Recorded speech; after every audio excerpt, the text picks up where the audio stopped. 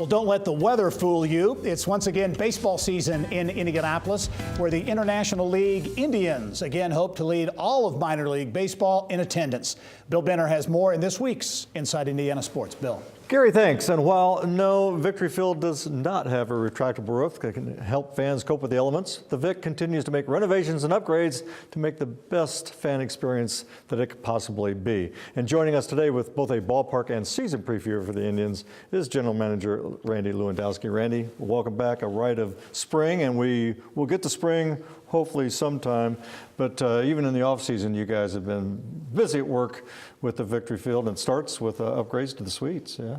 Yes, thanks, Bill, and thanks for having us as always. And yeah, it's a sign of spring when we get to come on to the show. And it's been a busy off season, as it always is. There's not much of an off season anymore, I don't think, for any sport.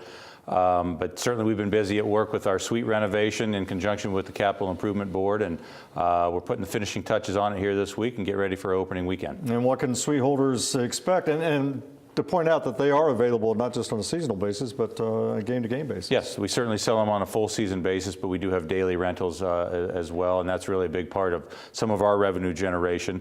Really, we hadn't done a whole lot to the suites. So we've maintained Victory Field, we think, really well over the 22 years.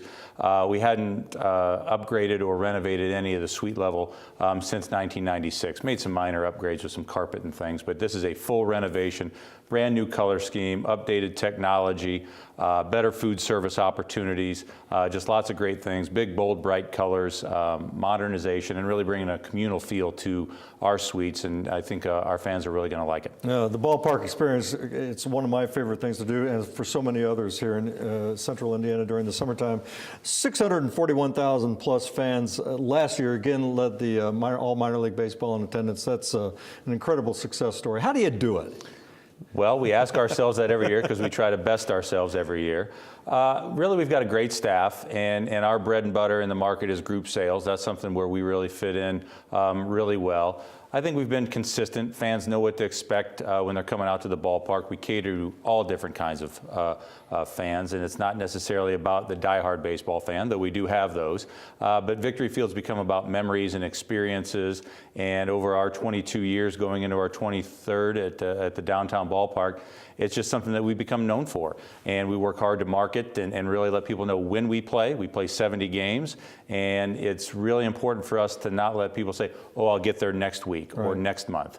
We want to create that urgency, and I think we've done a really good job of that over the last 5 or 6 years. Strong affiliation with the Pirates organization since 2005. New manager this year, Brian Esposito. You made the playoffs last year, and success not only in the stands but on the field as well. Yes, and the Pirates have been fantastic to work with, and they made some big trades this offseason, but what that did is built even greater depth within their system. So we'll reap some of those benefits, maybe not necessarily this year, but in the next couple of years. But they've got a group of guys that won a championship last year in AA.